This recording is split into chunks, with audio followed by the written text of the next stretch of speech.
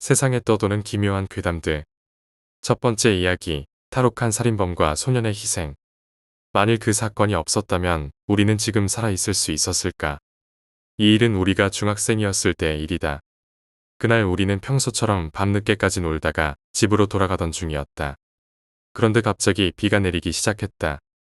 비를 피하기 위해 우리는 처마 밑을 따라 조심스럽게 걸었다. 주변은 점점 어두워졌고 부모님이 걱정하실 거란 생각이 들었다. 시간이 얼마나 지났을까? 비는 여전히 그칠 기미가 없었고 결국 S군이 말했다. 젖어도 어쩔 수 없으니까 빨리 뛰어가자. 우리는 그렇게 비를 맞으며 달리기 시작했다. 하지만 아무리 달려도 우리가 사는 아파트에 도착할 수 없었다. 평소 같으면 진작 도착했을 거리였다. 이상하게 생각한 우리는 뒤돌아가 길을 다시 찾아보기로 했다. 그때였다. 어느새 한 소년이 우리 앞에 서 있었다. 이런 아이가 아까도 있었나? 난 못 봤는데. 우리가 이상하다고 생각하며 속삭이고 있을 때 소년이 우리 쪽으로 다가왔다. 이쪽으로 가면 안 돼. 우리들은 왜 그러냐고 생각하며 그냥 지나가려 했다. 그러자 소년이 다급하게 외쳤다. 가면 안 돼. 이쪽은 위험해요. 결국 우리는 멈춰 섰고 소년에게 물었다. 그럼 어느 쪽으로 가야 해? 소년은 활짝 웃으며 대답했다. 그럼 따라와.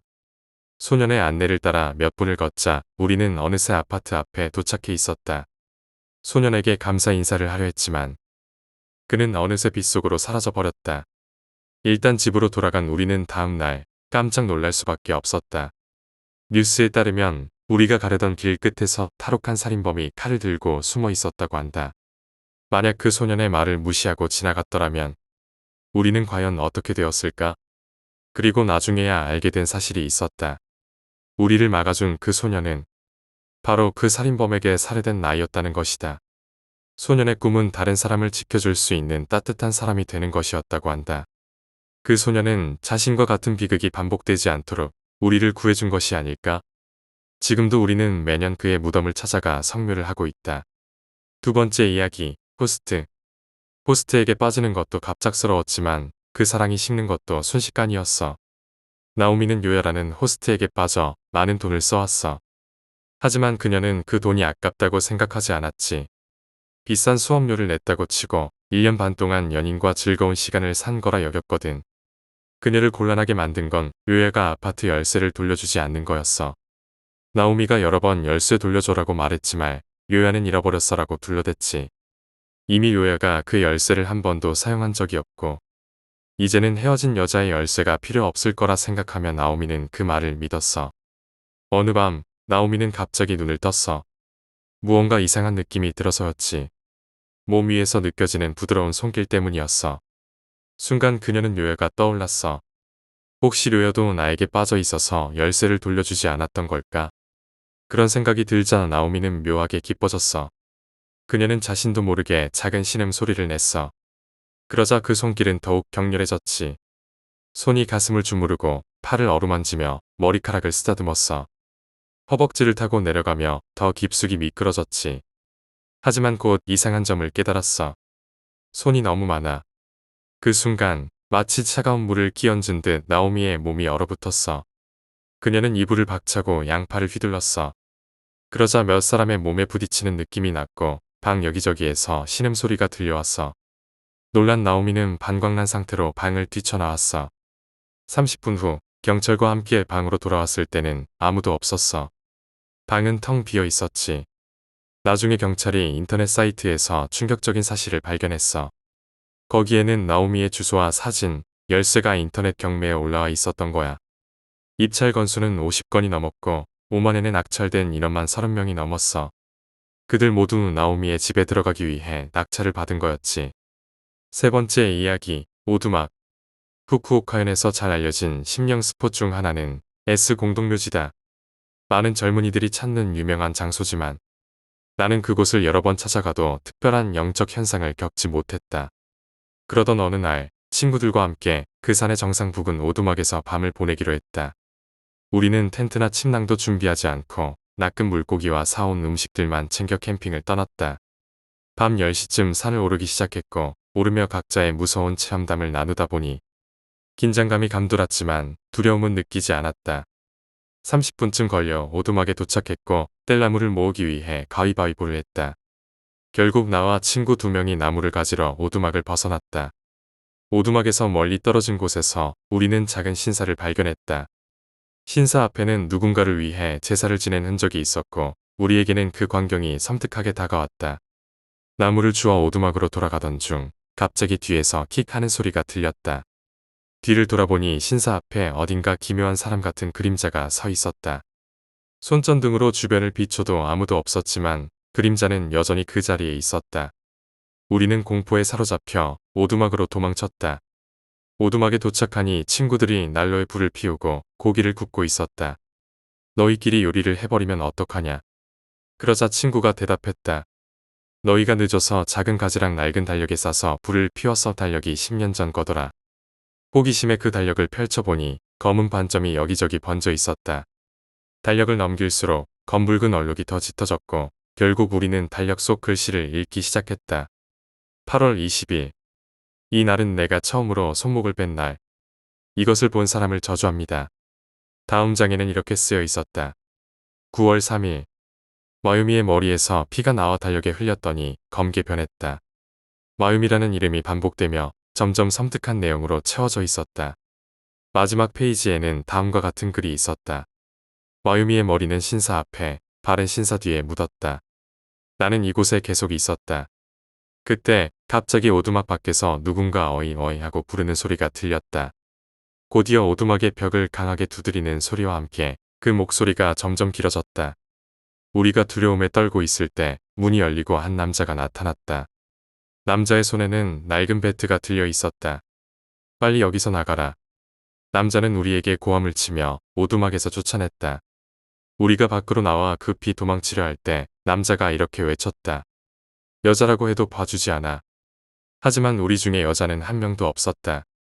그 순간 공포가 극에 달하며 우리는 산을 미친 듯이 내려갔다. 산 아래에 있는 지장보살 앞에 도착한 우리는 손을 모아 저주를 피하게 해달라고 기도했다. 그때 친구 D가 말했다. 지장보살의 발이 잘려 있어. 작은 풍차가 돌아가는 소리와 함께 풍차 밑에 마음이라는 글씨가 보였다. 우리는 더 이상 견딜 수 없어 산을 빠져나왔다. 그 후 친구 B는 만성이명에 시달리며 이상한 경험을 털어놓았다. 여자가 내 머리맡에 서서 자꾸 썰려나가는 순간을 말해. 다행히 큰 사고 없이 우리는 일상을 이어갔지만 그날 밤의 경험은 평생 잊히지 않을 것이다. 네 번째 이야기, 체중계. 아야는 참을 수 없을 정도로 오줌이 마려워 공원의 공중변소로 뛰어들었다. 볼일을 마치고 고개를 들어보니 벽에 전화번호가 적혀 있었다.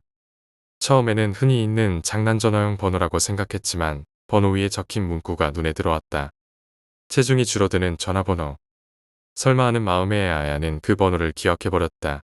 아야는 몸무게가 70kg이나 되는 마른 편이라고 할 수 없는 체형이었다. 어린 시절에는 마른 체형이었지만 중학교에 들어가면서 수업을 따라가지 못한 스트레스로 급격히 살이 찌기 시작했다. 고등학교 시절에는 60kg을 넘었고 대학생이 된 지금은 70kg에 가까워져 있었다. 며칠 동안 그 전화번호를 잊고 지내려 했지만 머릿속 한 구석에서 떠나지 않았다.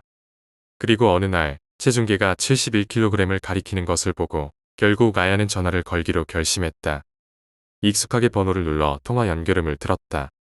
1번, 2번, 3번. 여보세요? 남자의 목소리가 들렸다. 저, 몸무게가 줄어든다고 들었는데요. 그래서 이름은 사와자키 아야입니다. 주소는? 아야는 주소를 말했고 남자는 이어 물었다. 몸무게는? 아야는 솔직히 말하기 꺼려져 조금 거짓말을 했다. 65kg입니다. 몇 kg를 줄이고 싶니? 아야는 잠시 머릿속으로 이상적인 체형을 떠올렸다. 10kg요. 10kg으로 좋은 거지. 아야는 순간 망설이며 물었다. 정말 줄어드는 거 맞나요? 하지만 남자는 질문에 대답하지 않고 똑같이 물었다. 10kg으로 좋은 거지. 아야는 서둘러 대답했다. 아니요, 20kg로 해주세요. 20kg으로 좋은 거지. 네, 20kg 빠지고 싶어요. 아았다. 전화가 끊겼다. 아야는 자신의 몸을 내려다보았다. 배는 여전히 축 늘어져 있었고 손목시계는 손목을 조여 아팠다. 전화 한 통으로 살이 빠진다고. 말도 안 되는 생각에 아야는 멍하니 중얼거렸다. 바보 같잖아. 그렇게 아야는 그 일을 잊고 일상으로 돌아갔다. 다음 날 아침, 아야는 침대에서 발견되었다. 하지만 그녀는 양팔과 양다리가 잘려나간 채였다. 다섯 번째 이야기, 용수로. 미나코는 기묘한 광경을 보고 발걸음을 멈췄습니다. 소프트볼 부의 연습이 끝나고 돌아가는 길, 도시는 이미 어둠에 잠겨 있었습니다. 아침부터 내린 비로 아스팔트가 젖어 가로등 빛에 반짝이고 있었습니다. 그 가로등 아래 마치 스포트라이트를 받은 것처럼 한 할머니가 서 있었습니다. 그 옆에는 커다랗고 검은색의 가죽 가방 같은 것이 놓여 있었습니다. 할머니는 그 가방을 난간 위로 밀어 올리려고 애쓰고 있었습니다. 그곳은 용수로가 지나가는 지점이었습니다. 할머니가 그 가방을 용수로에 떨어뜨리려 하고 있는 것입니다. 하지만 가방은 너무나 컸습니다. 무릎을 구부려도 할머니 한 명이 충분히 들어갈 크기였습니다. 그리고 그것은 매우 무거워 보였습니다. 마치 사람 한 명 정도가 들어있을 것 같은 묵직한 느낌이었습니다. 섬뜩한 예감이 든 미나코는 도망치고 싶었지만 이미 할머니와 눈이 마주치고 말았습니다. 할머니는 가방을 내려놓고 미나코를 향해 깊이 머리를 숙였습니다. 미나코는 할머니에게 다가가 자연스럽게 물었습니다. 이 시간에 무슨 일이신가요? 죄송합니다. 처음 보는 분께 부탁드리기 죄송하지만 저 좀 도와주실 수 있을까요? 할머니는 숨길 것이 없다는 듯한 표정으로 말했습니다. 도와드릴게요. 이 가방을요? 네, 이 가방을 강에 버려주실 수 있나요? 이 가방을 강에요. 네, 부탁드립니다. 안에 뭐가 들어있나요? 손자가 쓰던 물건이에요.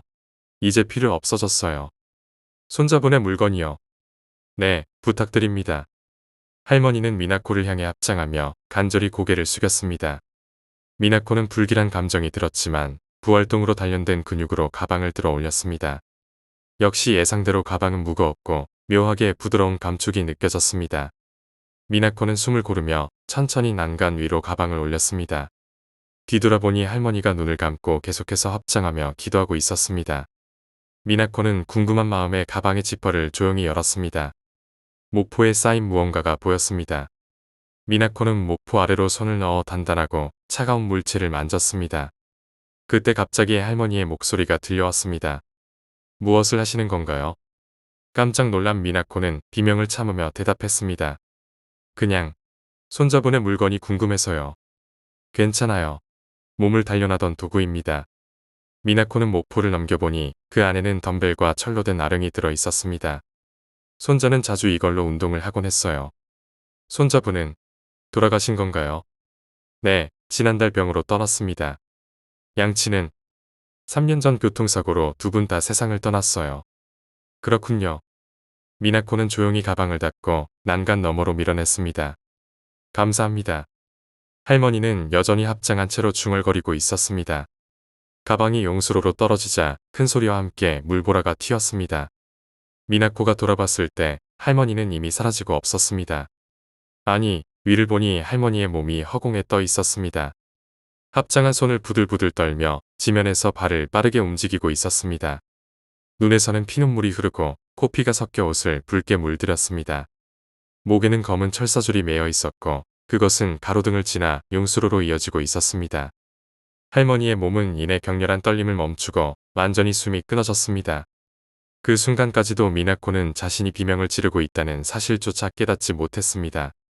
여섯 번째 이야기, 묘지의 비밀.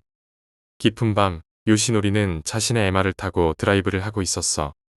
그런데 갑자기 머리가 긴 여자가 차 앞을 가로막으며 차를 세웠어. 여자는 인기척 없는 골목에 서서 요시노리의 차가 가까워지자 조용히 손을 들었어. 그 손짓에 요시노리는 차를 세우고 가까이 다가가 여자를 살펴봤어. 그녀의 머리는 허리까지 치렁치렁하게 내려와 있었어. 이런 시간에 히치하이킹인가요? 요시노리가 말을 걸었지. 그러자 여자는 미안합니다. 길을 잃어서요. 아는 곳까지만 태워주세요. 라고 대답했어. 집에 가는 길만 알려주시면 괜찮아요. 어디로 가시려는 건가요? 여자는 이렇게 대답했어. 화엄 묘지 부근이에요. 이런 시간에 묘지라고요? 요시노리는 이상한 기분이 들었지만 그녀를 정성껏 태워주기로 했어.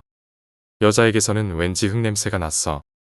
그녀를 목적지에 내려주고 깊이 고개 숙여 감사를 전하는 여자를 뒤로 한 채 요시노리는 차를 출발시켰어. 그런데 잠시 후 창밖을 보니 그 여자가 차 옆에서 뛰고 있는 게 보였어. 머리를 마구 흐트리고 눈을 부릅뜬 채 한쪽 손으로 창문을 두드리기 시작했지. 요시노리는 그 무서운 형상에 놀라 단숨에 엑셀을 밟아 차의 속도를 올렸어. 그러자 갑자기 비명이 들리더니 여자는 뒤로 떨어져 보이지 않게 되었어. 떨리는 손으로 핸들을 잡고 집에 도착한 요시노리는 겨우 차를 멈추고 문을 열었어. 그런데 그 순간 털썩하는 소리와 함께 무언가가 발밑으로 떨어졌지. 자세히 보니 긴 머리카락이 붙은 고기 조각이었어. 요시노리는 그제야 깨달았어. 여자의 머리카락이 창문에 기인 채 그대로 달려왔던 거였다는 것을. 7번째 이야기, 휴대폰. 밤에 이불 속에 누워 벽 쪽을 향한 채 친구에게 문자를 보내고 있었습니다. 그런데 갑자기 몸이 움직이지 않기 시작했습니다. 나는 가위에 눌린 것이었습니다. 전혀 몸을 움직일 수 없었고 심지어 눈조차 움직일 수 없어 오로지 한 곳만을 계속해서 바라볼 수밖에 없었습니다. 그렇게 휴대폰 화면을 멍하니 보고 있었습니다. 하지만 그 화면에는 방금 전까지 내가 쓰던 문자 내용이 없었습니다. 대신 누군가가 길을 걸으며 비디오 촬영을 한 듯한 동영상이 재생되고 있었습니다. 화면 속에서는 평범한 길거리가 보였습니다. 시점은 마치 사람의 눈높이에 맞춰진 듯했고 걸으면서 본 풍경이 그대로 영상에 담겨 있었습니다.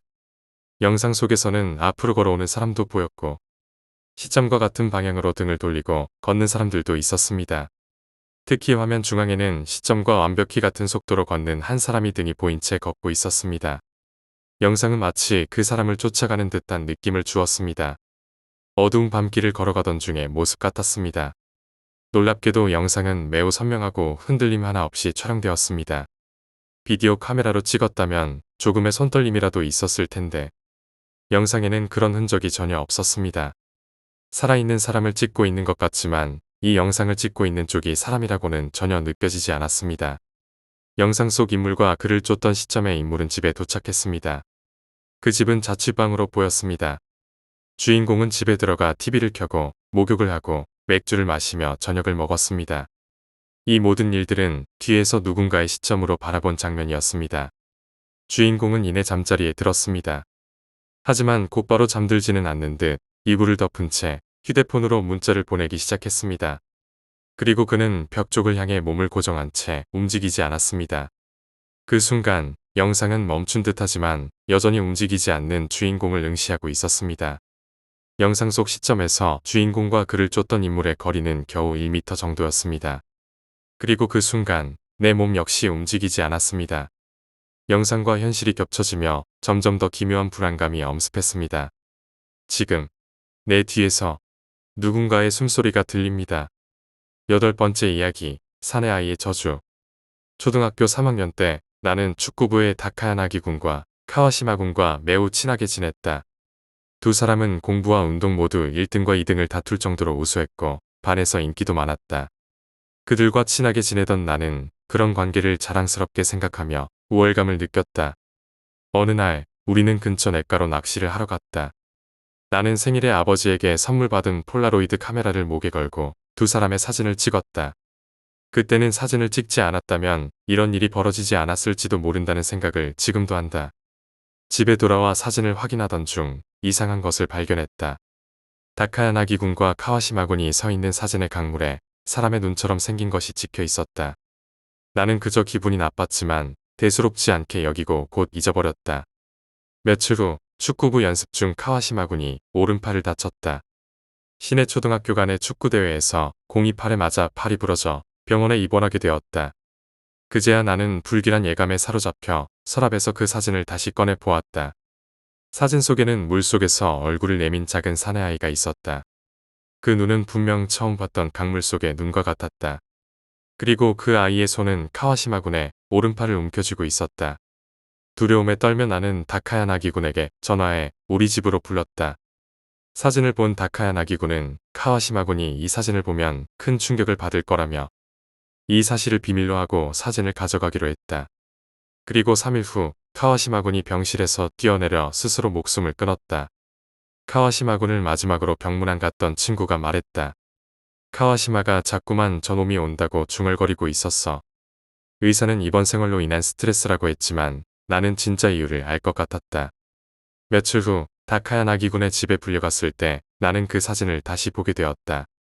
하지만 이번에 본 사진에는 그 사내 아이가 사라져 있었다. 사진은 반으로 잘려 있었고 남아있는 것은 다카야 나기군 뿐이었다. 다카야 나기군은 이렇게 말했다. 나한테도 저 놈이 들러붙을 것 같아서 잘랐어. 그는 카와시마군이 죽기 전 그 사내 아이가 점점 카와시마군의 몸을 덮고 있었다고 말했다. 왜 일찍 사진을 잘라버리지 않았어? 그랬다면 카와시마도. 나는 분노를 참지 못하고 언성을 높였다. 그러자 다카야 나기군은 무심한 표정으로 말했다. 그 녀석이 있으면 난 1등이 될 수 없잖아.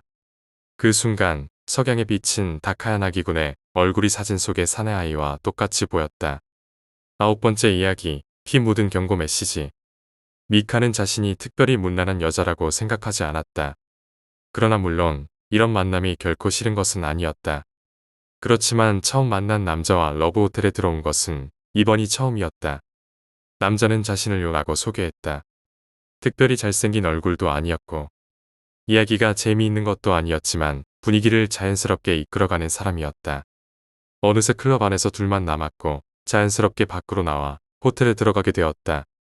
미카는 남자가 특별히 싫지 않았기 때문에 뭐 하룻밤 정도는 괜찮겠지 하는 생각이 들었다. 지금 침대 옆에 료가 걸터앉아 둘은 TV에 나오는 AV 영상을 보고 있었다. 그러던 중 미카는 침대 머리맡에 추억 노트라는 제목이 적힌 노트를 발견했다. 별다른 생각 없이 노트를 펼쳐보았다. 여러 가지가 적혀 있었지만 대부분 연인들의 사소한 이야기나 푸념 같은 내용뿐이었다. 그러던 노트의 아래쪽에 어드벤처 게임이라는 문구를 발견했다. 미카는 호기심에 다음 페이지를 넘기고 그 내용을 읽기 시작했다. 당신의 머리카락은 길어 예스는 12페이지로 노는 게임 오버. 미카의 머리카락은 어깨까지 내려와 있었다. 그녀는 페이지에 적힌 번호를 따라 12페이지를 열었다. 당신은 마른 사람. 예스는 18페이지. 노는 게임 오버. 미카는 아무리 먹어도 살이 찌지 않는 마른 체형이었다. 18페이지를 넘기자 료가 옆에서 무심하게 물었다. 그게 뭐야? 미카는 간단히 대답했다. 어드벤처 게임, 다음은 18페이지. 료는 시시하다는 듯 노트를 슬쩍 본 후 다시 TV에 시선을 돌렸다. 당신은 클럽 나군에 있었어? 예스는 24페이지. 노는 게임 오버. 어라? 자신도 모르게 미카는 작게 중얼거렸다. 그녀는 분명 클럽 라군에 있었던 것이 맞았다. 24페이지를 넘겼다. 클럽에서 남자와 만났니? 예스는 35페이지. 노는 게임 오버. 미카는 점점 불안해지며 손끝이 떨렸다. 35페이지로 페이지를 넘겼다. 남자의 이름은 요. 예스는 40페이지. 노는 게임 오버. 손끝이 떨리는 와중에도 그녀는 페이지를 넘겼다. 거기에는 말라버린 다갈색에 피로 물든 손자국이 찍혀 있었다. 그리고 그 밑에는 단 한 문장이 쓰여 있었다. 도망쳐. 그 남자는 여자의 얼굴을 잘게 자르는 걸 좋아하는 미친 사람이야. 미카는 가능한 한 조용히 노트를 닫았다. 그리고 침대에서 일어나 천천히 방의 문을 향해 걸어갔다. 그때 류의 목소리가 들려왔다. 거기서. 미카는 본능적으로 전력 질주를 시작해 방을 뛰쳐나갔다. 류가 뒤에서 소리를 질렀지만 그의 말이 무엇인지는 알아들을 수 없었다.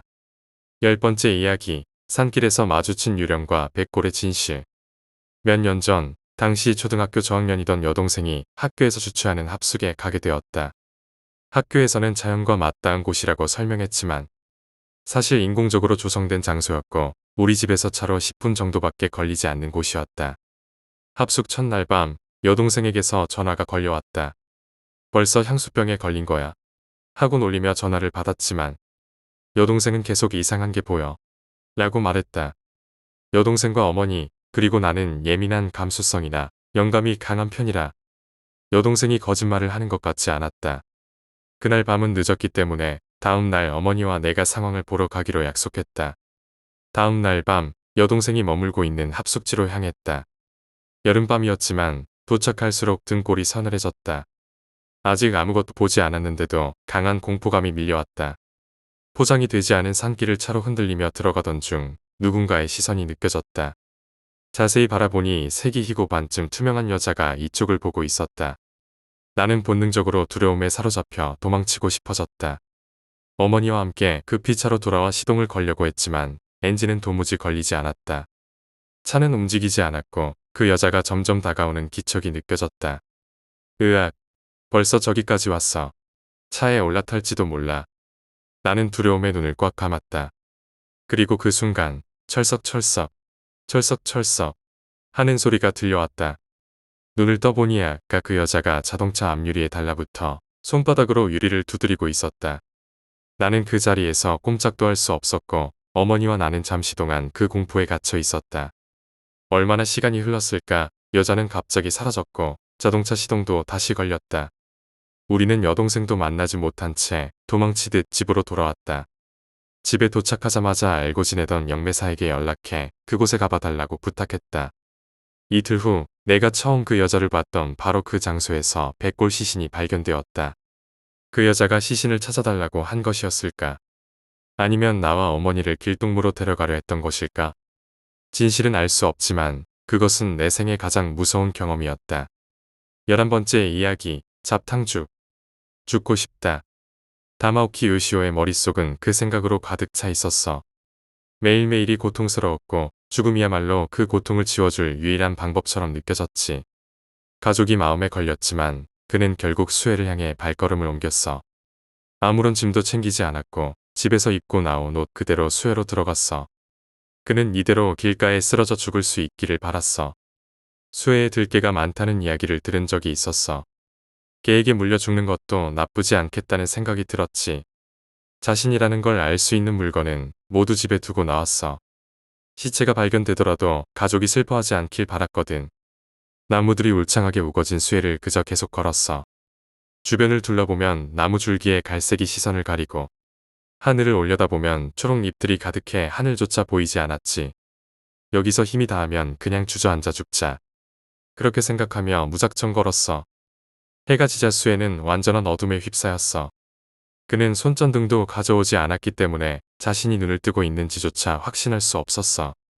양손을 휘저으면 나무가 손에 닿는 것만 느껴질 뿐이었지. 하지만 그런 절망 속에서도 배고픔은 찾아왔어. 식량을 준비하지 않았던 그는 죽음을 택했음에도 공복감이 그를 괴롭혔지. 나뭇잎이라도 먹을까? 그런 생각을 하며 계속 걸었어. 그러다 발이 나무 뿌리에 걸려 넘어지고 말았어. 잡초 사이에서 동물이 도망가는 소리가 났지. 아, 드디어 여기서 죽을 수 있겠구나. 굶어 죽든지 방금 지나간 동물에게 물려 죽든지 상관없었어. 그저 빨리 이 모든 고통이 끝나길 바랐어. 하지만 동시에 그는 참을 수 없는 공복감에 시달렸어. 그때 코끝에 향긋한 냄새가 풍겨왔어. 방금 동물이 먹던 게 저 향기 나는 거였나? 완전한 어둠 속에서 손을 더듬어 주위를 살펴보니 손이 따뜻한 그릇 속으로 들어갔어. 그 안에는 무언가 물렁한 것이 잡혔는데 밥과 반찬처럼 느껴졌어. 아마 캠프를 하러 온 누군가가 먹다 남긴 음식인 것 같았지. 아직 따뜻한 잡탕죽이었어. 요시오는 그 음식을 양손으로 떠서 얼굴 가까이 대고 냄새를 맡았어. 약간 시큼한 냄새가 났지만 분명 사람이 만든 음식이었어. 그는 허겁지겁 손에 든 잡탕죽을 먹었어. 쌀의 감칠맛에 감격할 정도였고 닭고기와 야채의 단맛도 느껴졌지. 가족이 해주던 요리의 맛을 떠올리며 그는 눈물을 흘렸어. 맛있다. 정말 맛있어. 혼잣말을 하며 잡탕죽을 먹던 요시오는 배가 어느 정도 찾아 졸음이 몰려왔어. 아, 배도 부르니 이제 이대로 죽을 수 있으면 좋겠다. 그렇게 마지막 소원을 빌며 잠속으로 빠져들었어. 다음 날 아침, 요시오는 두통과 함께 잠에서 깨어났어. 옆에는 수면제 병을 쥔 남자가 쓰러져 있었지. 요시오는 비명을 지르며 물러났어. 남자는 이미 들개에게 물어뜯겨 배가 찢겨져 있었어. 남자의 찢어진 피부 사이로 훼손된 위장이 보였지. 그 위장 안에는 요시오가 어젯밤에 먹었던 잡탕죽이 가득 들어 있었어.